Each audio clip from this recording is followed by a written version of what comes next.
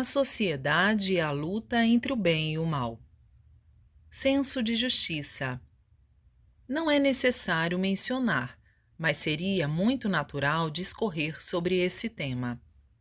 Na verdade, atualmente, o que é óbvio está sendo muito negligenciado, e eu, portanto, me sinto obrigado a escrever sobre isso.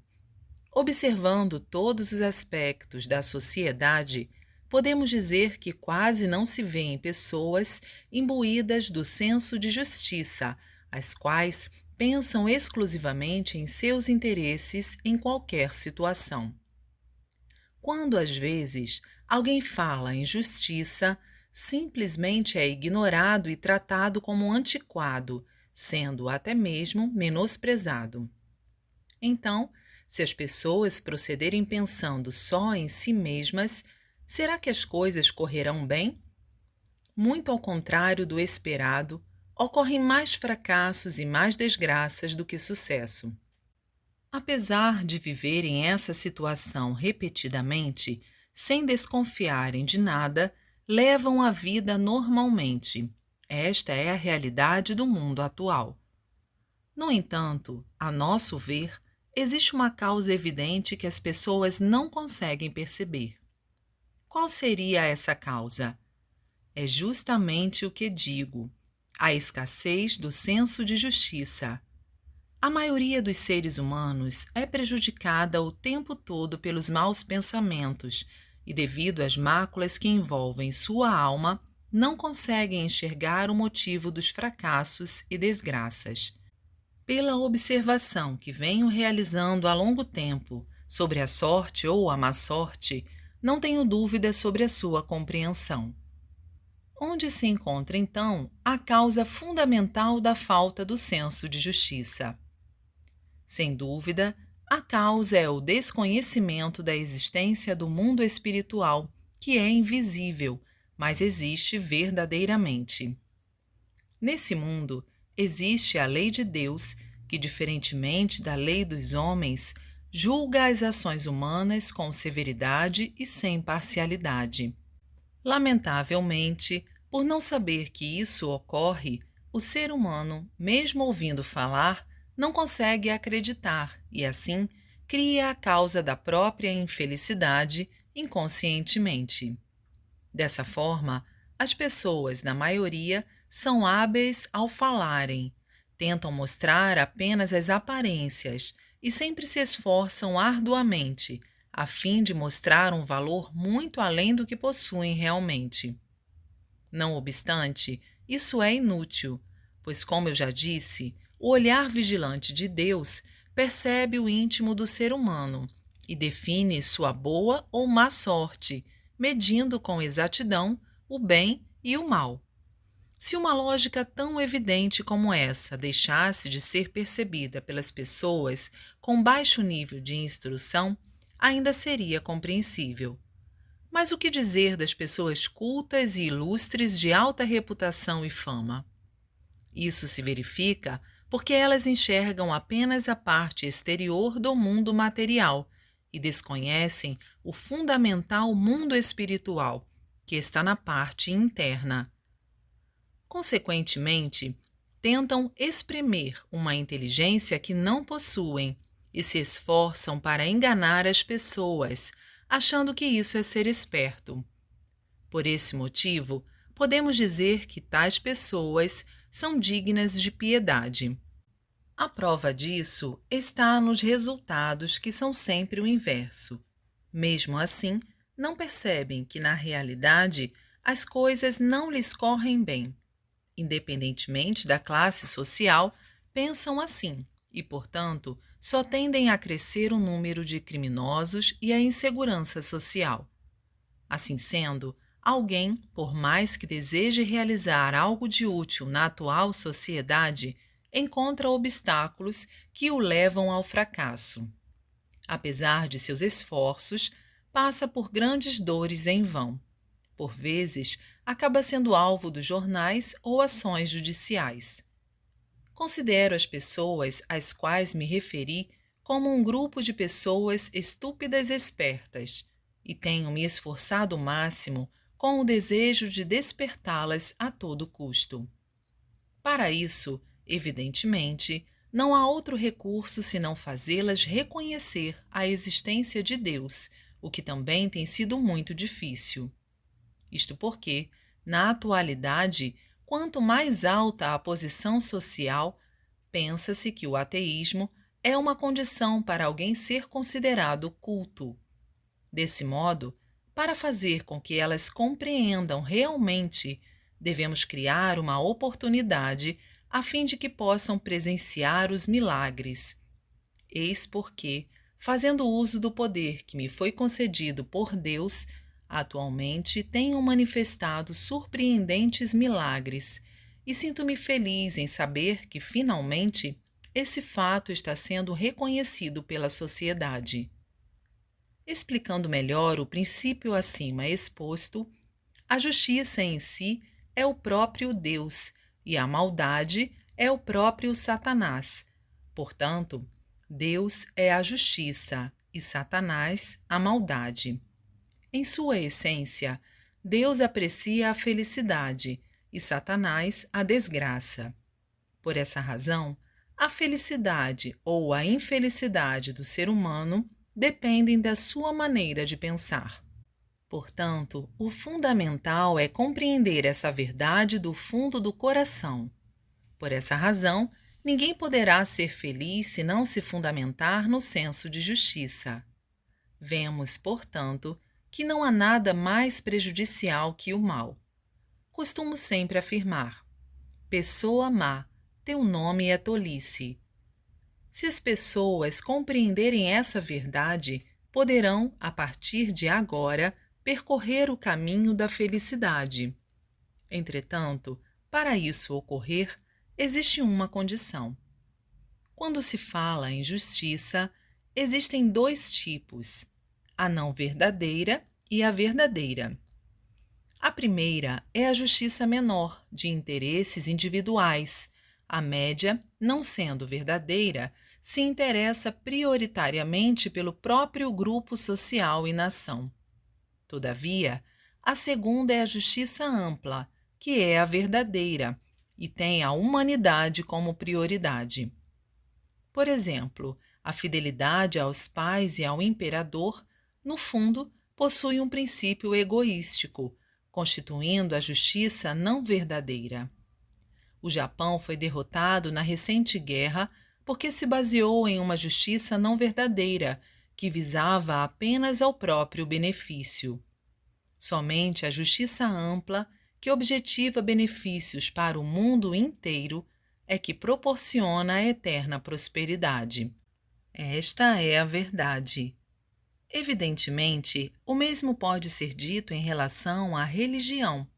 O atual declínio das grandes religiões, como o budismo e o cristianismo, é porque, embora pareça que atuavam com ampla justiça, incorreram em algumas falhas das quais ambas não tinham compreensão até então. No entanto, e todos nossos fiéis sabem disso, a Igreja Messiânica tem por lema a construção do paraíso terrestre, isento de doença, pobreza e conflito, e sua verdadeira intenção é beneficiar a humanidade. Em outras palavras, isso significa que ela é a realizadora da verdadeira e ampla justiça. Jornal Eico, número 240, em 23 de dezembro de 1953. O mundo do mal. É do conhecimento geral que qualquer que seja o povo no mundo atual sofre devido à insegurança quanto às doenças, guerras, conflitos ideológicos, crises econômicas. Primeiramente, tratarei de cada questão acima mencionada em relação ao Japão. Começarei pela crise econômica, que tem sido, entre os demais problemas, motivos de grande preocupação. Ela, que atinge não só o governo como também o povo, não constitui nada de novo, existindo um ponto sobre sua causa que a maioria não consegue perceber. Ela se encontra sob a influência do mal. Em primeiro lugar, o que está prejudicando consideravelmente os empreendimentos do governo são os pensamentos malévolos dos funcionários públicos de alto escalão. O que ocorreria se eles atuassem com consciência, afastando-se das práticas condenáveis?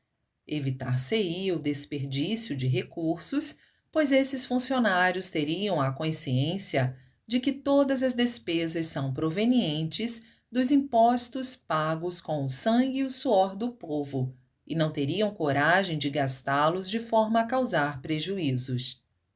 O desperdício de tempo durante o expediente também seria evitado, o que tornaria o trabalho mais eficiente, permitindo que o atual número de funcionários fosse reduzido pela metade. Como eles estariam cumprindo suas obrigações com boa fé, tudo correria favoravelmente, com boa aceitação da parte do povo, e assim não haveria, como se verifica atualmente, uma tendência a menosprezar e temer os oficiais do governo, que evidentemente passariam a ser respeitados e tratados com mais consideração. Além disso, com a extinção de favorecimentos, os quais levam à prática de subornos, não adviria o problema de corrupção, e isso levaria a população a confiar nos servidores públicos com toda tranquilidade. Consequentemente, a fiscalização se tornaria desnecessária, e por não haver mais processos judiciais, o benefício para a economia do país seria incalculável. O indivíduo também se tornaria mais saudável, sem o consumo excessivo de bebidas alcoólicas, iguarias, e longe de ser nociva e sem sentido, sua vida se tornaria mais afortunada e, evidentemente, seu lar mais harmonioso. Não existiriam mais esquemas escusos que sempre acompanham obras públicas. Assim, tudo se tornaria mais barato, e nesse ponto, o benefício obtido seria incalculável. Mesmo que pudesse ser concretizado apenas o que foi exposto, a metade do atual orçamento do governo seria mais do que suficiente e possibilitaria uma grande redução dos impostos, sendo, pois, imensurável a alegria da população. O mesmo se pode dizer em relação às empresas privadas. O que sucederia se todos os funcionários conseguissem libertar-se dos sentimentos maldosos? A fiel execução do serviço dispensaria gastos com comissões, banquetes e campanhas, e as barganhas e as fraudes tornar-se-iam uma raridade. Por conseguinte, as transações comerciais seriam realizadas em harmonia, e por não haver desperdício de tempo, elas ocorreriam de forma prazerosa, o que resultaria no aumento da produção, consequente diminuição dos custos e uma ampla demanda dos produtos. Principalmente no setor de exportação, o Japão se tornaria mundialmente imbatível. Além disso, o que nos deixaria mais felizes seria o desaparecimento de atritos entre patrões e empregados. Sendo a produção realizada com prazer, em ambiente de paz e cooperação harmônica, a eficiência no trabalho seria formidável e, em decorrência disso, haveria o aumento da renda e a preocupação com a subsistência seria extinta por completo. O país, com uma sociedade assim, não precisaria mais de vigilantes para seus cofres, e no que se refere aos livros contábeis, os registros em 2 ou 3 vias, como se faz hoje em dia, não seriam mais necessários. Também seria dispensável a realização quase que diária de negociações maçantes com a presença de 5 ou 6 fiscais da fazenda. Seriam necessárias apenas aproximadamente 2 pessoas, que num tempo máximo de 2 ou 3 horas de negociação, dariam o assunto por resolvido. Portanto, o lucro de ambas as partes seria maior. Dessa maneira, em tudo a eficiência seria superior e a jornada de trabalho deveria diminuir pela metade em relação à da atualidade. Como o lucro aumentará, as instalações para recreações serão melhor servidas e a alegria de viver será incomparavelmente maior que a da atualidade. Os diretores e os dirigentes executivos agirão de forma transparente, pois os funcionários passarão a trabalhar com entusiasmo e isso garantirá a prosperidade das empresas. Observando se a política é do conhecimento de todos, o quanto de mal é praticado de forma engenhosa. E por esse motivo, são raros os funcionários públicos e membros de partidos políticos que se preocupam seriamente em agir em favor do país ou do povo. Não é que os políticos deixem de levar em consideração o bem-estar da nação e da população, mas, por possuírem um egoísmo muito forte, a realidade comprova que tudo é feito visando-se ao benefício próprio e ao do partido. Quando se trata de emitir alguma opinião sobre os partidos de oposição, sempre fazem questão de ser contra. Realmente é a contestação pela simples contestação, feita de forma tão vergonhosa que é até difícil comentar. Não obstante, isso é considerado normal. No plenário do Congresso Nacional, são vergonhosos a zombaria, o insulto, o tumulto em relação à oposição e, no final, em uma atitude escandalosa, chegam à agressão física, dando-nos a impressão de estarmos assistindo a uma briga de indivíduos sem caráter. Gostaria de referir-me um pouco a respeito das eleições gerais, cuja realização está marcada para daqui a um mês. A maioria dos parlamentares, até hoje, não foi eleita de forma honesta, mas mediante a compra de votos e a concessão de favores. Consequentemente, é grande o número de parlamentares corruptos escolhidos, como foi na última eleição. Na situação atual, em que o Japão se tornou um país democrático, desejo que sejam eleitos políticos que não nos causem vergonha. Parece que nesta votação, que se diz que será limpa, os candidatos estão mais conscientes. Por conseguinte, acredito que haverá uma grande melhora. Vou encerrar por aqui os comentários sobre política e, em seguida, observarei a sociedade em geral. Atualmente, o mal tem atuado em todos os setores da sociedade. Nos lares, verificam-se geralmente conflitos entre casais, entre pais e filhos, entre irmãos, bem como desavenças entre amigos. São realmente pouquíssimos os lares que vivem em harmonia. Além disso, tem sido frequente ouvir sobre a ocorrência de discórdias e até ações judiciais entre parentes e conhecidos. Ultimamente, crimes entre parentes consanguíneos estão se alastrando, o que, além de serem lamentáveis, nos causam pavor. Diariamente, nos jornais, podemos ver inúmeros casos de roubos a residências, furtos, assaltos à mão armada, fraudes, apropriação indébita, roubo a lojas, furtos cometidos por batedores de carteiras, chantagens. Em linhas gerais, este é o aspecto da sociedade. Portanto, podemos afirmar que o mal que assola este mundo forma um lamaçal sem fundo. Em suma, como disse Buda, este é, sem dúvidas, um mundo de sofrimentos. Sendo o mal o causador de todos esses sofrimentos, não seria nenhum exagero afirmar que a sociedade atual é vítima do mal. Com efeito, entre milhares de pessoas, não existe uma só que consiga, um dia sequer, viver livre de preocupações. Dentre estas, a maior certamente é a doença. Por mais intenso que seja nosso temor de ladrões, podemos impedir sua ação trancando as portas. Estando com saúde e podendo trabalhar, conseguimos livrar-nos da pobreza. Vivendo com prudência, podemos evitar os processos judiciais. A doença e a guerra, por enquanto, são situações das quais não podemos nos esquivar. Analisando minuciosamente, podemos concluir que ambas têm origem no mal.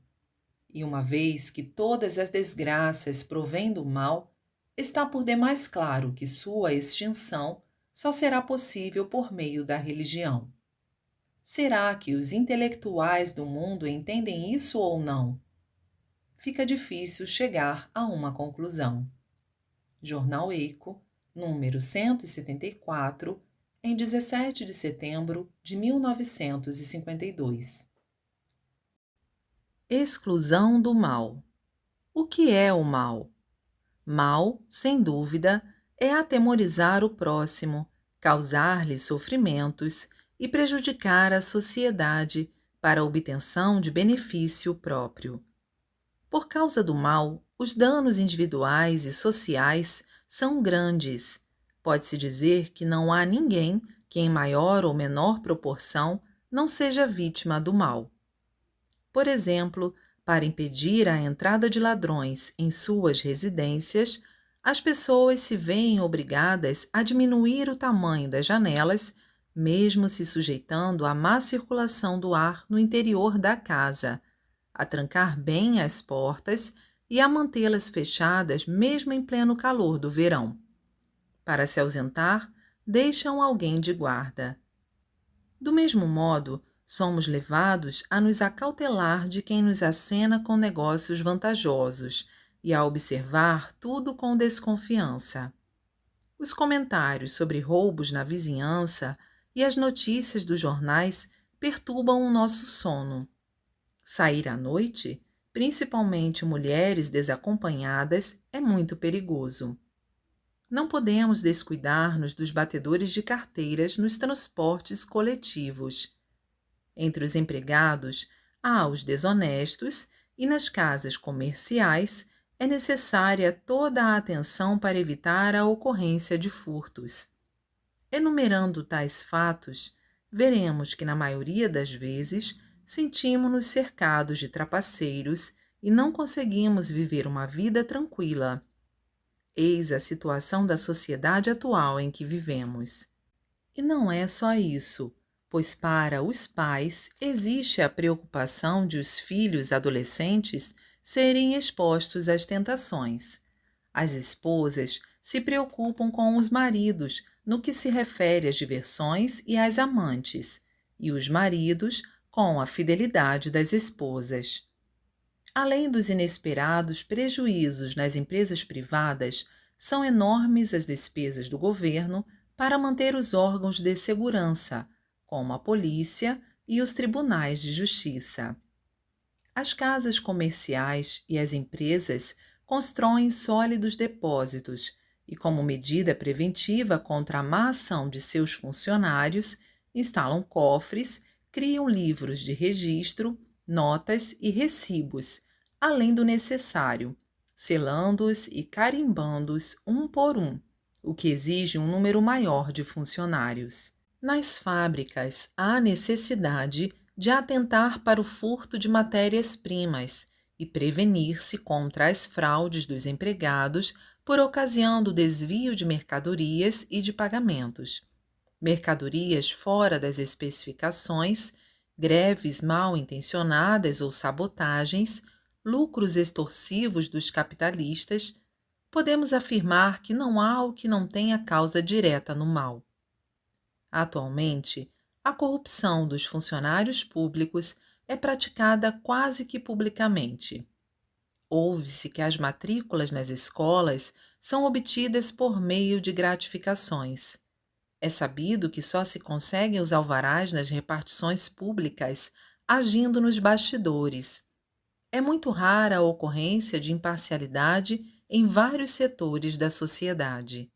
A situação é tal que todos sabem que talvez seja impossível sobreviver sem utilizar alguma forma de ilegalidade. Analisando o bem e o mal no mundo, desta forma, observa-se que a proporção do mal é muito maior em relação ao bem. Portanto, não conseguiremos sequer avaliar a proporção dos prejuízos e a insegurança que os indivíduos e a sociedade sofrem, os quais devem ser realmente incalculáveis. Consequentemente, tanto o progresso da civilização como a construção do novo Japão vão depender da maior ou menor proporção do mal. Acredito que os sucessos e os fracassos em todas as questões dependem do quanto de bem e mal incide nelas, e tanto os governantes como os educadores e os intelectuais devem empenhar-se para eliminar o mal. Afirmo sem receio que não há, além deste, outro meio eficaz. Então, qual seria o melhor meio? Não resta dúvida de que é a fé correta.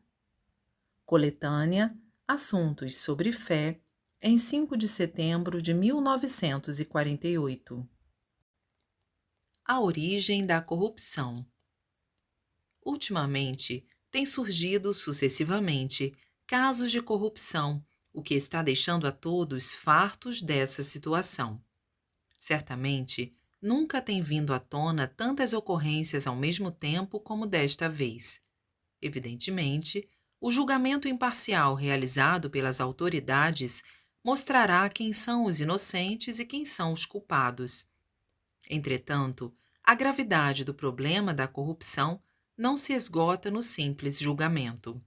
O que quero dizer é que, mesmo não se levando em conta os fatos recentes, vem se verificando desde tempos atrás escândalos dessa natureza como se fizessem parte de uma programação. Portanto, ainda que os casos detectados sejam julgados, isso não leva a uma solução definitiva, uma vez que é preciso extirpar a causa de forma radical e absoluta. É exatamente como se dá com as larvas que surgem no lixo. Trata-se da necessidade de limpeza do mesmo. Por conseguinte, não há outro método eficaz e, certamente, este, sem dúvida, é o maior desejo do povo também. O problema é que este desconhece o ponto vital dessa causa. Então, o que vem a ser esse ponto vital? É justamente o teísmo, que os intelectuais mais abominam. Na realidade, é algo difícil de se lidar, pois mesmo a questão da corrupção tem sua origem no ateísmo, que é o oposto do teísmo.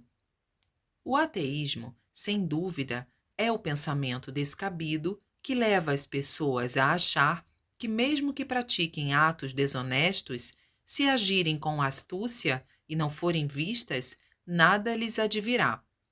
Além do mais, quanto mais a inteligência humana avança, mais complexos se tornam os métodos que essas pessoas utilizam.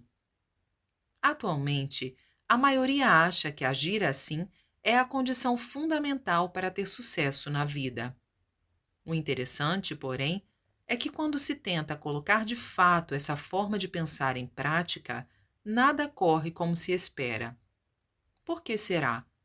Ainda que temporariamente pareça que tudo tenha corrido bem, mais cedo ou mais tarde a pessoa acabará sendo desmascarada, conforme podemos constatar ao observar o caso transcorrido recentemente. Talvez, de certa forma, as pessoas envolvidas tenham consciência disso, mas uma vez que seu pensamento está firmemente fundamentado na crença de que Deus não existe neste mundo, elas não chegam a compreender de fato. Por essa razão, mesmo que o desfecho do recente caso tenha se dado daquela forma, qual será o número de pessoas que realmente se arrependeram? Não sabemos, mas a maioria deverá estar pensando: falhei porque o método empregado não foi bom ou porque me faltou inteligência. Portanto, da próxima vez, agirei com mais habilidade para não ser apanhado de maneira alguma. Provavelmente, este seja o pensamento natural do grupo dos ateus. Logo, para colocá-los totalmente nos eixos, é preciso fazer com que eles cultivem, por meio da religião, a ideia de que Deus existe. Não há, em absoluto, outro método mais eficiente. Enquanto os ateístas se encontrarem ocupando altas posições na sociedade, tal como ocorre hoje, as áreas empresarial e do funcionalismo público se assemelharão a um lago de água podre, lixo e lamaçal, expelindo gás metano de odor insuportável por toda parte. Observando-se o caso ocorrido recentemente, nota-se que foi exatamente isso que se passou. Talvez o que tenha sido apurado até agora seja apenas a ponta de um iceberg, mas o prejuízo causado à nação e o aborrecimento gerado junto ao povo não foram nada insignificantes. Não só isso, como também não podemos menosprezar a má influência que tudo isso exerce sobre a maneira de pensar da população. Obviamente, se os integrantes da alta esfera vivem no luxo, praticando mais ações às escondidas, e se o dinheiro esbanjado pelos partidos e pelos políticos provém dos impostos pagos à custa do sangue e do suor do povo, creio que este não se sentirá motivado a trabalhar com seriedade. Por conseguinte, por mais que os dirigentes venham com belos discursos, o povo dirá que desta vez não se deixará enganar. O respeito de que até então esses dirigentes eram alvo agora se transformará em desprezo. A consideração pelo país diminuirá e a organização social se enfraquecerá. São, pois, incalculáveis os danos que isso trará ao desenvolvimento da nação. Conforme podemos ver, a causa é o pensamento ateísta. Assim, a erradicação deste pensamento é a chave da solução do problema.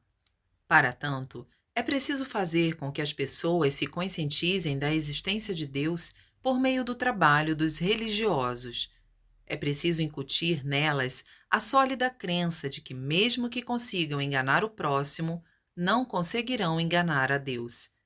Se conseguirmos implantar tal crença, não haverá, em absoluto, mais casos de corrupção. Os protagonistas do recente incidente são pessoas ilustres, de posição social, de renome e de respeitada inteligência, que receberam educação superior. Contudo, fica uma dúvida: por que agiram daquela forma? É exatamente devido ao seu pensamento ateísta. Daí se conclui que a educação e os estudos não têm relação direta com a ética. Como os planos foram habilmente arquitetados por pessoas consideradas dignas pela sociedade, pensava-se que eles não seriam descobertos. O fato é que uma coisa puxou outra e acabou se transformando em um grande escândalo, em consequência de pequeninas brechas, tais como buracos feitos por formigas em uma represa. Diante disso, só podemos acreditar que tudo foi justiça divina. Existe outro fator importante. O Japão orgulha-se de ser um Estado de direito. Pensando bem, isso é um grande equívoco, porque se um país é governado exclusivamente por leis, basta que os criminosos sejam hábeis para escaparem delas e fugirem à condenação, de modo que quanto piores os maus elementos, mais eles saem ganhando. Assim, detê-los por meio de jaulas chamadas leis significa tratar pessoas como animais. Ó, pobre ser humano! A mais nobre das criaturas encontra-se em uma situação realmente lamentável. Se considerarmos o Japão uma nação civilizada, com certeza ele não merecerá essa denominação. Tenho dito sempre que a era atual é semi-civilizada e semi-selvagem, e provavelmente não há uma só pessoa que possa me contestar. Suponhamos, por exemplo, que uma carteira esteja caída bem na frente de alguém. Tratando-se de uma pessoa comum, se ninguém estiver olhando, certamente ela a embolsará. Quem não o faz de forma alguma é porque acredita na existência de Deus. Formar pessoas desse último tipo é a missão da religião. Entretanto, as autoridades e os jornalistas mantêm-se indiferentes à religião, considerando-a uma existência desnecessária, Por vezes, taxam-na de supersticiosa e fazem tudo para que o povo se afaste dela. Tal atitude é realmente incompreensível. Desse modo, aqueles se tornam aliados do ateísmo e, provavelmente, constituem uma causa determinante do surgimento da corrupção. Por esse motivo, nestas circunstâncias, os governantes devem abrir a visão interior e tomar as devidas providências. Caso contrário, esses problemas extremamente desagradáveis jamais serão exterminados e, sem dúvida, será um grande obstáculo para o progresso da nação. Se mesmo lendo minhas palavras e como de costume não derem ouvidos ao problema, ninguém poderá garantir que não chegará o dia em que terão de se arrepender amargamente. Atualmente, a nação está incrementando a educação e desenvolvendo outras instituições em um esforço para desenvolver a inteligência e melhorar o sentimento humano. Todavia, enquanto não se exterminar pela raiz o pensamento ateísta, que é a principal causa do problema, será como tentar pegar água com uma peneira. Obviamente, os educandos tentarão tornar o conhecimento adquirido mais para o mal do que para o bem, e o esforço do país para progredir seria uma insensatez tão grande que não há palavras para expressá-la. A melhor prova disso está no crescente aumento do número de crimes intelectuais à medida que a cultura se desenvolve. Por essa razão, desejo alertar os intelectuais do mundo inteiro. Jornal Eco, número 250, em 3 de março de 1954. A origem dos males sociais. Falarei a respeito dos males sociais que atualmente constituem um dos maiores problemas do Japão. Antes, porém, é necessário analisar os meios empregados pelos intelectuais e pelos governantes para resolvê-los. Os governantes têm exercido o controle social, tornando as leis cada vez mais rigorosas, mas, obviamente, isso não atinge a essência do problema. Os malfeitores se dedicam a se esquivar delas com habilidade. Buscando alguma brecha nas malhas da lei, logo tentam rompê-las quando a encontram. Por sua vez, as autoridades, para impedir essa ação, procuram estreitar cada vez mais essas malhas. É realmente uma competição das inteligências do bem e do mal. Quando ouvimos falar de violadores da justiça, geralmente somos levados a pensar nos elementos com antecedentes criminais, nos delinquentes, nos chefes de quadrilha. Na realidade, estes não se limitam a pessoas da classe inferior. Nesse grupo de infratores da lei, enquadram-se pessoas da camada superior, desde ministros de Estado, passando por políticos de carreira, representantes do povo, oficiais do governo e até mesmo empresários de renome. Assim, podemos dizer que são poucas as pessoas que não cometem contravenções. Dizem que criminosos, cujos casos se tornaram públicos, são apenas uma parte e que os detidos não tiveram sorte. Dessa maneira, observa-se que o número de transgressores que não são descobertos é realmente grande. Quando analisamos mais profundamente esses criminosos, podemos afirmar que eles não temem a punição. Não reconhecem que constitui ato vergonhoso causar prejuízos ao país, danos à sociedade e sofrimento aos outros. Eles sabem censurar os outros, mas não a si mesmos. Temos ouvido com frequência que, atualmente, enquanto o povo sofre sob a pressão dos impostos, são muitos os funcionários públicos que realizam festas e caem na farra. Se a pessoa não se arrepender de suas ações desonestas, não sentir vergonha dos atos imorais que comete e nem sentir pena ao fazer os outros sofrer, significa que ela já perdeu seu valor como ser humano. Por mais que pregue sua teoria de forma maravilhosa e se orgulhe de seu intelecto, só isso não lhe confere relevância como tal. É simplesmente um homem matéria, desprovido de alma. Atualmente, por haver pessoas desse tipo em excesso, o mal social se alastra e o mundo apresenta-se claramente em estado infernal. Em suma, podemos dizer que todo o Japão se assemelha a um doente em estado grave. Qual será o motivo de ocorrência de fatos tão lamentáveis? Indubitavelmente, eles são consequência da educação materialista de que tanto temos falado. Portanto, não é difícil exterminar totalmente o mal social. Basta que o pensamento materialista seja destruído. De que maneira? Obviamente, por meio da educação espiritualista, que faz reconhecer a existência de Deus. Trata-se, pois, de fazer com que as pessoas acreditem na existência do espírito e do mundo espiritual. Esta é a valiosa missão da religião. No entanto, é impossível fazer com que as pessoas reconheçam a existência de Deus e do espírito simplesmente discorrendo sobre princípios religiosos, proferindo sermões e entoando preces. É necessário manifestar de fato os milagres e fazer com que as pessoas obtenham graças nesta vida.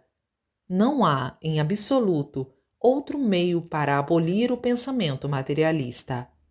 Jornal Hikari, número 9, em 14 de maio de 1949. A verdadeira causa da insegurança social. Hoje em dia, com frequência, as autoridades levantam questões sobre como enfrentar o aumento do número de criminosos. Quero dar minha opinião em relação ao assunto. Falando francamente, o homem contemporâneo ainda não é um ser verdadeiramente completo, pois possui resquícios de animalidade. Pode-se dizer que ele é um ser semi-humano e semi-animal. Talvez o que digo chegue a soar como algo cruel, mas não tenho outro recurso, já que essa é a pura realidade. Vou explicar o porquê dessa afirmação e estou seguro de que o leitor há de concordar comigo. Atualmente, existem vários meios de prevenção de crimes, como delegacias de polícia, tribunais de justiça, presídios e outras instituições. Um grande número de funcionários públicos é encarregado de administrá-los e milhares de leis estão em vigor. Assim, aparentemente, a sociedade está aparelhada a ponto de quase não haver brechas para a ocorrência de crimes. O método é idêntico àquele que se utiliza para defender as pessoas contra os animais ferozes, a construção de jaulas reforçadas para protegê-las do perigo. Desde os tempos antigos, o ser humano se empenha em utilizar sua inteligência para, repetidamente, construir jaulas, mas logo os animais as destroem. Por essa razão, ele veio buscando, habilmente, fechar o cerco a fim de detê-los, mas o fato é que este é o atual quadro de prevenção da criminalidade. Observem. A cada ano, aumenta a quantidade de leis, o que significa que a malha para prender os criminosos vai ficando cada vez mais fina.